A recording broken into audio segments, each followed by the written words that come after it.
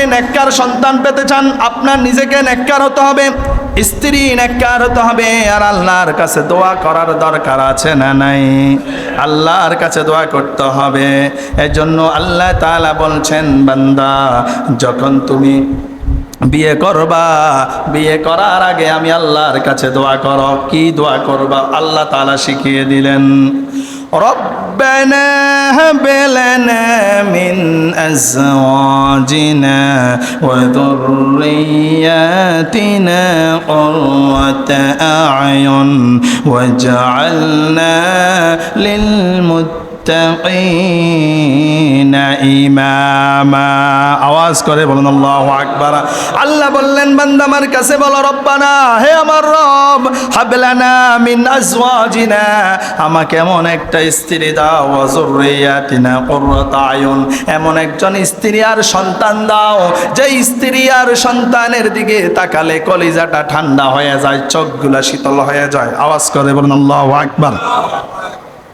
কি এমন একজন স্ত্রী দাও যে স্ত্রীর দিকে তাকালে আমার কলিজাটা ঠান্ডা হয়ে যায়, চোখটা কি হয়ে যায়? শীতল হয়ে যায়। মানে আমার চোখের যে ভোগ বিলাস, এটা যেন তাকে দেখার সাথে সাথে এটা মিটিয়ে যায়। আওয়াজ করে বলেন আল্লাহু আকবার। ফের হাজিরিন, ওয়াজআলনা লিল মুত্তাকিনা ইমামা, আর আমাকে ইমামদের আর আমাকে মুত্তাকিদের ইমাম বানিয়ে দাও। আওয়াজ করে বলেন আল্লাহু আকবার।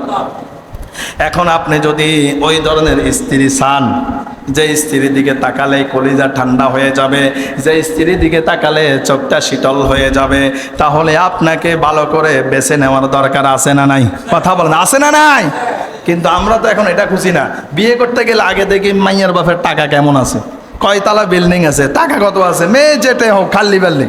কথা বলে না, কারণ আমি তো ডেটিং করতে পারবো বাইরে, আমার জন্য তো আরো বাইরে মেয়ে লোক অপেক্ষা করতে আছে। জোরে বলুন নাউজুবিল্লাহ। এমন আছে না নাই?